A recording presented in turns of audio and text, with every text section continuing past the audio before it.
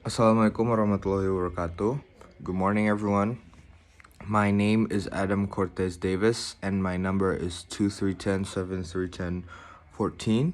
And this morning, I will like to report or present my my readings for this material, which is about grammar discourse, grammar and discourse.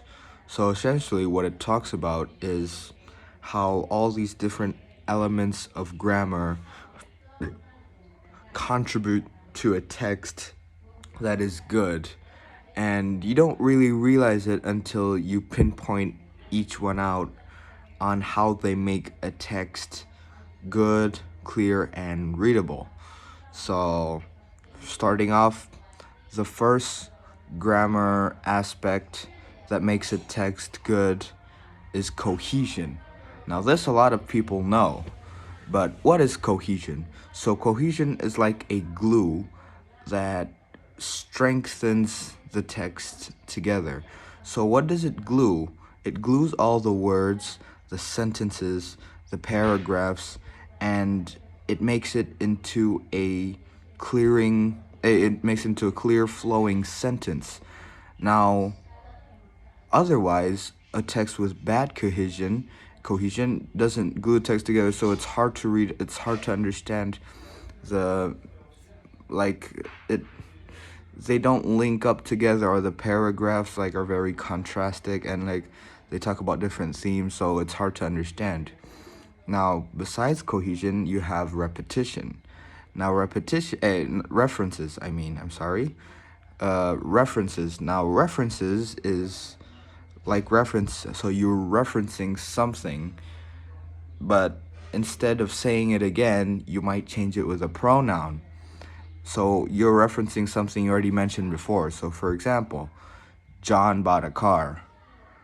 It was blue. So you're referencing the car with it rather than saying John bought a car, the car was blue. Now, it's okay, but you're repeating the word car too much. And from a reader's point of view, it wouldn't look that good.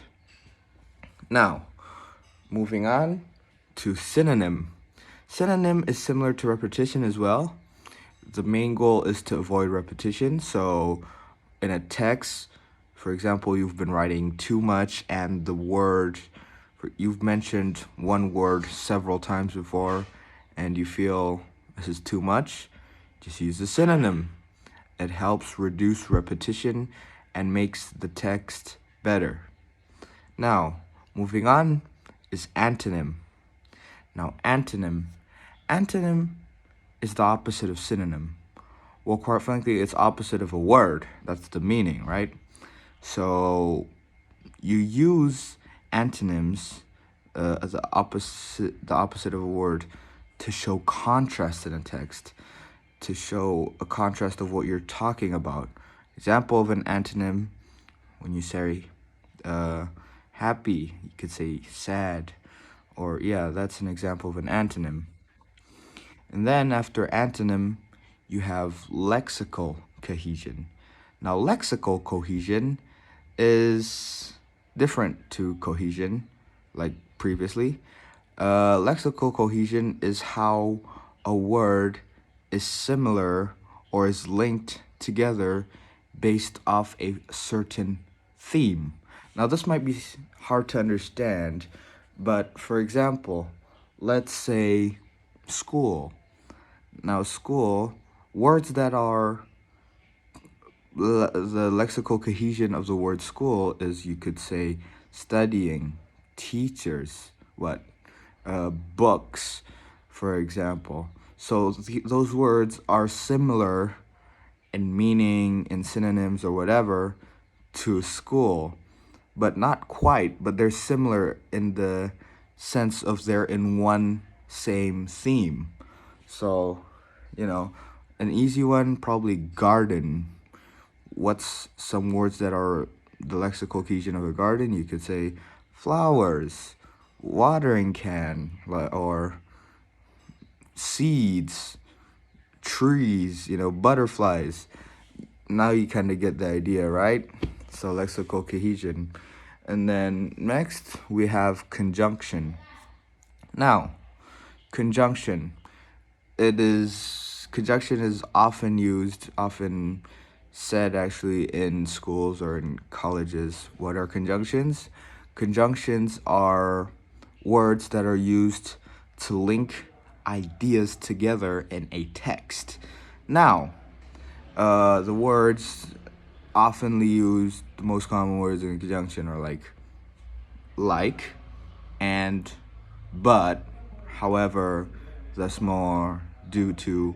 Those are very common conjunctions that are used in writing, and they are used to connect ideas to show, for example, contrast.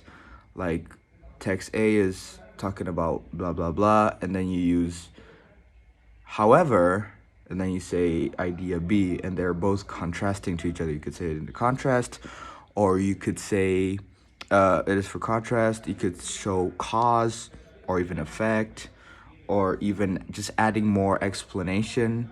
You could add a conjunction rather than having to make a new sentence. You could just use a conjunction and add the other idea to the first idea. Now, conjunction. After conjunction, we have substitution. Now, substitution is just like its name. You substitute or you replace. Now, the need for this is, yet again, remove repetition. Because repetition in writing is very hard to understand. It's not hard to understand, but it's not easy to read if there's too much repetition. It's not pleasant. Now, it's similar to reference and synonym and all that, but it's not the same. So for substitution is you replace a word that you already said. For example, Umar bought a car. For example, for example, I asked, do you have a pen? Can I have one? Now, I'm not really changing pen to a pronoun like in reference, and I'm not really changing the synonym of a pen, but I'm just saying, do you have a pen? Can I have a pen? Do you have a pen? Can I have one? Now that one substitutes the pen. It's very similar, but it's not the same because it's not changing the similar word to a pronoun or to a synonym, but yeah. And then after that is as I forgot what it's called, but it is used to remove a word. Now it might sound weird. Why are you removing a word? But you're removing a word in the sense of reducing, again, repetition. Because, for example, it's easier if I give an example. So for example, I say, he can sing. She can too. So when I said that, the original meaning was he can sing and she can sing too. But rather than saying that, you remove the second sing because you already said that before, and you would expect people to read it already understanding what you said because previously you already mentioned he can sing. So, yeah. And then after that is cohesion, and then I forgot this one too. I think it's called, but nonetheless, it's similar to cohesion, whereas cohesion, it glues the text together, but for this one, it makes sure that everything is easy to understand and it is linked together. Now, the final one is collocation. Now, collocation is when a phrase is said and you can't really change how it's been said because that's how native speakers have been saying it.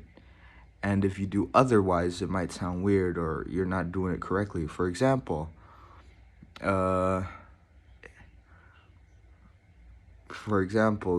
you would say like, people will say heavy rain. Now, instead of heavy rain, you might want to say hard rain because, like, oh, I don't know, you want to substitute heavy with hard. But you can't do that because that's what native speakers have always been saying. And yeah, I think that's it for my video. Thank you very much. Assalamualaikum warahmatullahi wabarakatuh.